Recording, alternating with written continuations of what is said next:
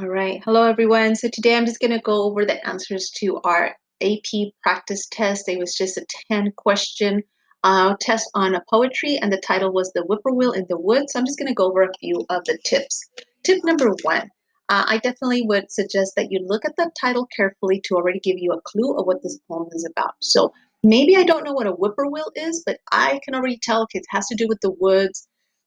So I'm going to scan the questions just so I could see if it's going to help me out. And so again, I'm looking at question number one, and it looks like, okay, something about childhood, something about maybe the past, something about natural events or family relationships. Okay, all right, gives me an idea.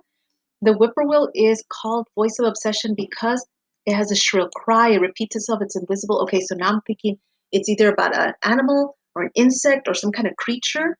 Here's a vocabulary question. I'm just going to scan through this. Okay. I see cats, birds, moths. Okay, a grandfather. Okay, so that gives me a little sense of what this poem is about. So I'm not going completely blind. So now I'm going to go back to the poem and I'm going to do a think aloud. So this is what happens in my mind when I am analyzing a passage or a poem. So it starts like this. Night after night, it was very nearly enough, they said, to drive you crazy. A whippoorwill in the woods repeating itself like the stuck groove of an LP with a defect, and no way possible of turning the thing off. Okay, that's a lot of negative words. This narrator is not happy of hearing this thing that's going on and on and on. And so it's comparing it to like a record player that's stuck. So a lot of negative here. And night after night, oh no, notice again, like that repetition, right? In the insomniac small hours, the whip-sawing voice, so whip-sawing voice of obsession would have come in closer. Hmm. So I'm going to go back here because that was one of the questions, right? It says voice of obsession. Well, why is this voice obsessive? It sounds because I think I'm going to go back here. It kept repeating itself, right? And so would have come closer the way a sick thing does when it's done for, when it's dying. And maybe the reason was nothing more than melodramatic than a night flying congregation of moths. Okay, now I have this question about moths, right? So it looks like I could already answer one of the questions down here, and that was the voice of obsession. The whippoorwill is most probably called a voice of obsession because it has a shrill cry. Didn't really talk about the shrill cry. Repeats itself, is invisible, constantly tries to come near, or is probably sick. I'm going to go back and I'm going to see that line again. And it says, right, here's that line, but I need to look at the context. I'm going to look at the whole part right here. So it says, it can drive you crazy, the whippoorwill repeating itself like a stuck, right? Turning it the night after night, they said in the insomniatic small hours, the whipsawing voice of obsession. Notice how they don't talk about any shrill cry. It doesn't sound, it's comparing it, right, to someone that might be sick, but comparing the fact that they're obsessive. So I think it has to do with this idea of repeating itself. That's how I come up with these answers. So, okay, so there's this thing. Now it's going to switch over from a whippoorwill to this thing about moths. So I'm going to keep going here. Maybe the reason was nothing more than melodramatic than a night flying congregation of moths lured in their turn by house glow. The strange heat of it. Imagine the nebular, right? Dangerousness. If one were a moth, the dark pockmarked with beaks, the great dim shapes, the bright extinction. Okay, moths are drawn to light and then they die when they hit a lamp or a fire, right? But we're talking about beaks here, so I'm thinking like a bird is also maybe getting these moths, right? So these moths are drawn into danger. If moths are indeed, after all, what a whippoorwill favors, who knows? Anyhow, from one point of view, insects are to be seen as ailments, something bad.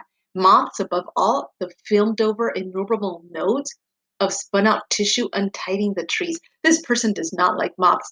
They're kind of describing all of it. Notice how he calls it a hairy hodes, right? Hordes of just, horribleness, right? Just doesn't like it, um, other than a guarantee to her birds to not go hungry. Oh, take a look at this shift here. We are like that. We are like what?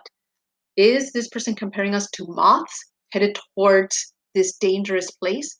The webbiness, gregariousness of many are what we can't abide. So gregarious means very social, but some of us, many, we can't abide by all this being in this full popular, right, society.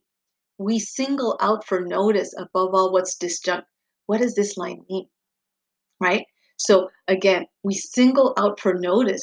Do we try to be noticed? Moths are all kind of the same, but some of them try to stand out. And when they do, they get taken, eaten by a bird, right? So we single out above all what's disjunct, the way birds are with their unhooked up, cheekly, anarchic dartings. So some birds stand out more than others with their bright colors, uncalled for colors, right? Take a look at there. And Antamine, a noticer of such things before the noticing had or needed a name, drew my 5-year-old attention up to in the green deeps of the maple. She never married, believed her cat had learned to leave birds alone, and for years a note is like a bump maybe somewhere. Note after note, by lingering degrees, she made way within for what wasn't so much as a thing as a system, a webwork of error that drove through until it killed her. So what kills her, right? So it looks like she is not part of society. She has all these cats. She thinks her cats don't have to eat birds, right? So she's a bit of a, right, different. It looks like she was slowly dying maybe of some kind of infirmity, some kind of sickness. All right, I'm going to go to some of the questions that many students miss. So I'm going to go to question 2. So question 2 says the whippoorwill is most probably called, well, we kind of talked about that. We said, it does mention the idea of repeating itself. A lot of students missed question 3. In fact, only 1 out of 9 from the ones that I had seen. What does line 26, what's disjunct mean? You have to go back to the line. Do not go based on memory. Go back and look at everything that's surrounding that line. And so here it is disjunct, right? So it says, we single out for notice above all what's disjunct. And so what I'm looking for is this word here. Okay, let's go back to the options. Okay, question 3. And here are my options, right? Is question 3, again, it means cannot be seen by most observers, stands out, is broken, faces a constant threat of extinction, or is not incorporated in a larger entity. So I got stuck between the two answers, between it stands outside